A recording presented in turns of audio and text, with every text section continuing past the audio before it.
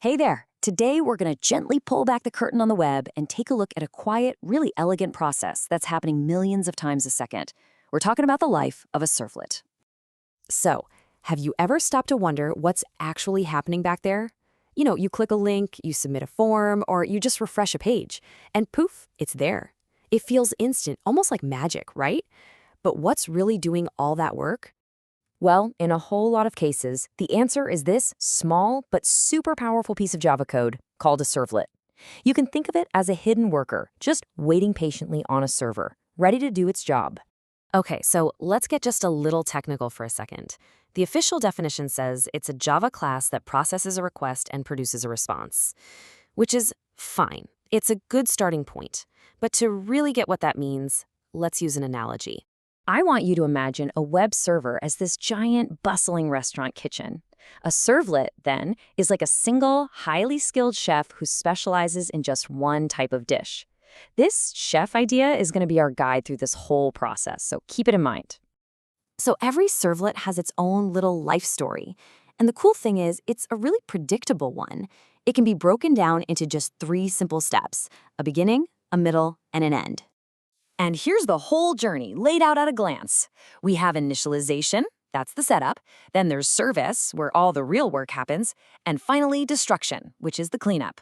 We're going to walk through each one of these step by step.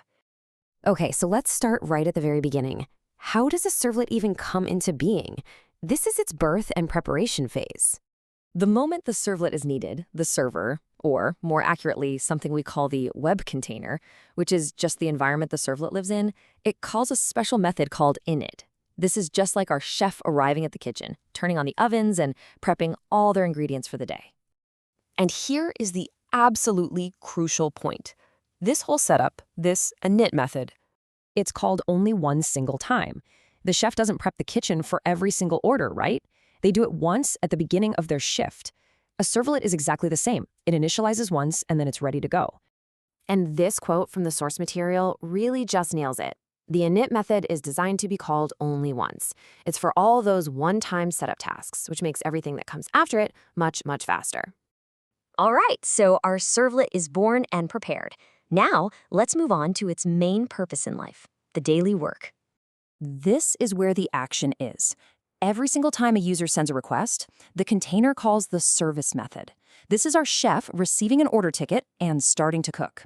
This is its core job. And the service method is kind of like a smart dispatcher. It looks at the request and says, okay, this is a GET request, for just viewing a page. Or, this is a POST request where a user submitted a form. Then it just passes the work along to the right specialized helper method, like do GET or do POST.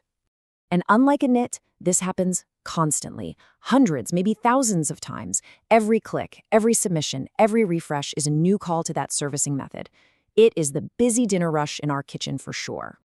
After a long life of serving requests, everything has to come to an end.